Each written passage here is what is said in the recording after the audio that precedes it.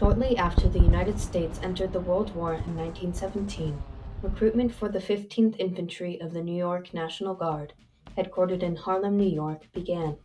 Organized exclusively under white officers, only African American and mixed race soldiers were sought out for the then segregated Army and National Guard. Captain Hamilton Fish, a white officer and member of a family with deep political roots in New York and nationwide, was responsible for recruitment in Putnam County, New York, a region where there were very few African Americans. Among these few was Clinton Jerome Peterson, one of only three black men in the county who served in the Great War. As a child, Clinton Peterson lived with his mother at the county farm, also known as the almshouse, where the poor and homeless lived during their greatest time of need. If residents were able, they helped tend to the cows and chickens, worked in the fields, and or cleaned the main dormitory-like house. In return, they were provided with room and board. For a time, there was a one-room schoolhouse on the property, and although it is likely that Clinton Peterson may have been the only child of color, he attended local schools and learned how to read and write, skills that would later help him in his military and civilian careers, as well as help him record important stories of Black history. By the time he was 25, Peterson was taking on odd jobs in the local area as a driver and a clerk.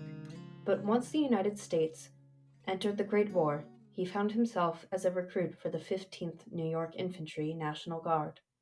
In the spring of 1917, his infantry became the first National Guard unit in the United States, called for training at the state camp in Peekskill, New York, and the first New York regiment to reach war strength. Peterson's pathway into the records of Black history unfolded as the 15th was designated as the 369th Infantry, which became best known as the Harlem Hellfighters. Around this time, Peterson started to record his experiences in a diary he later entitled My Year in France. In it, he recounts details of training camp, the system of embarkation, and the regiment's voyage aboard the USS Pocahontas, where he executed lifeboat drills and deadly submarine watches. They sailed in a convoy of ships which included a naval destroyer, which would escort them to the war zone and then turn back to guide another convoy returning to the United States. Once the destroyer left the convoy, they were escorted by the French, who had torpedo boat destroyers. The sea voyage is very tiring, especially to the troops, as they are so crowded that they are not able to get sufficient exercise. And when land is sighted, everyone feels much better. They breathe freer because they know the submarine danger is over. My regiment landed at Brest after being at sea 18 days, and when land was sighted about 9:30 a.m. on the morning of December 28, 1917, everyone tried to get on deck to have a look. The 15th New York Infantry, NYUS, was the only organization of the U.S. Army that sailed under its local National Guard numeric identifier and state designation, carrying their New York State regimental color, the New York State flag, to Europe. Upon arrival in France, townspeople flocked around. These were the first American colored fighters that had been seen, and it seemed as if the entire city of Brest had turned out.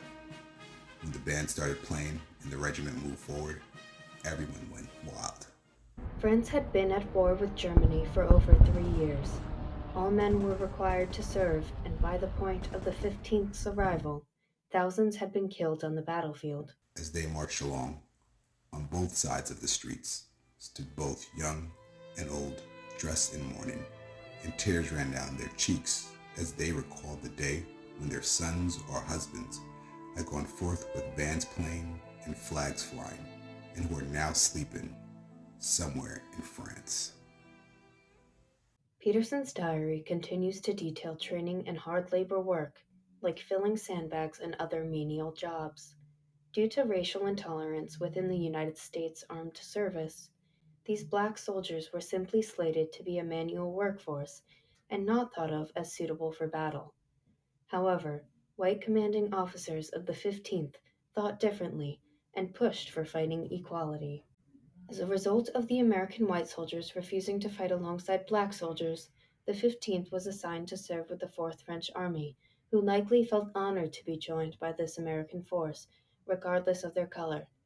The 15th were given new French equipment and were quickly trained with rifles, bayonets, grenades, and French cannons. Gone were the days of digging ditches as they were made ready to fight either defensively or offensively. Around this same time, the 15th were redesignated as the 369th United States Infantry, and the rattlesnake insignia of the 369th was adopted. It is said that Colonel William Hayward, the white commanding officer of the 369th, chose the colored coiled rattlesnake device of the American Revolutionary War flag to represent his men. They became known as the Harlem Rattlers, dangerous, coiled, and ready to strike. By April 1918, the black U.S. soldiers were on their way to the trenches. Near the front, the battlefield came alive with enemy fire during the hours of 9 o'clock each night and raged until about quarter to 3 each morning. One has a very strange feeling. The first sign, as he stands at his post and sees rockets go up that he knows are from the German lines. All night long, the enemy kept sending up rockets, which made no man's land as light as day. We had not been in the trenches long before the Germans knew that a strange organization was opposing them, but they did not know who we were nor from whence we had come. They had seen and learned to fear the black soldier who came from colonies of Africa and who delighted in cutting off ears, fingers, noses for their prisoners and tying them around their necks. But here was a regiment of black soldiers wearing the United States uniform, English gas masks, French helmet and equipment, and who spoke English. It is reported that Germans referred to the black Americans as Einlenkämpfer, German for Hellfighters. The regiment quickly became known and feared as the Harlem Hellfighters. For weeks and months, fighting continued. We knew then that we would see no infantry, as it was daylight, and machine gun and rifle firing, which we could hear on our left, told us plainer than words that they had come over at that point, and that as we stood and listened, men were giving their lives to make the world safe for democracy. Thanks to Peterson's diary, we know that by late September 1918, the regiment fought valiantly in the Allied offensive as a shock unit in the Meuse-Argonne. One night during the battle, Peterson and his regiment, Company K, darted and ducked enemy fire as they made their way through swampland. Many of the men were raked by German machine gun fire. Germans, who were up on the hill, had seen us as we advanced and had let us get to the river where they knew we had to cross by one of two bridges, both of which were kept under the most incessant fire. As we lay hidden behind the brush, the bullets kept getting closer and closer, and now and then someone would cry out that he had been hit, and with the shells that were bursting all around, it was plain to all that unless we got out of there and up against the steep bank of the hill in front of us, we would all be killed. Going back was out of the question. It was either cross one of the two bridges and dash across a very bad swamp, or lie where we were and be killed. Peterson eventually made his way across, narrowly escaping death by throwing himself into a shell hole. He reached a safe space where the surviving members of his battalion were gathered. During this fateful night, even in the chaos of gas attacks, machine gun fire, and the terrors of war, Peterson found himself attending to his wounded comrades and reorganizing the status of all the men of Company K. For his brave actions, he would receive the Croix de Guerre, the French award for immense acts of heroism in battle, and later, the New York Conspicuous Service Cross. The 369th would stay 191 consecutive days at the front lines, the most of any American unit in the Great War. Following the armistice ending the Great War, the regiment marched for divisional review with the French general. The colors of the 15th New York, what we know as the New York State flag, was decorated with the Croix de Guerre, with silver star by the French Infantry Division, France's highest military honor, an award for the entire unit for gallantry during their attachment to the French army. A broad band of the French tricolor was applied to the flag and it was adorned with battle streamers. Before sailing home, Clinton Peterson was promoted to the rank of First Sergeant of Company K. Upon their return in 1919, the regiment marched in the Victory Parade up Fifth Avenue in New York City, and were welcomed home as heroes. Putnam County also welcomed home all their service members, and Peterson was awarded the Putnam County Service Medal, and his diary, My Year in France, was published in the Putnam County Courier, a newspaper that is published to this day. After the war ended, Peterson continued serving with the 369th National Guard.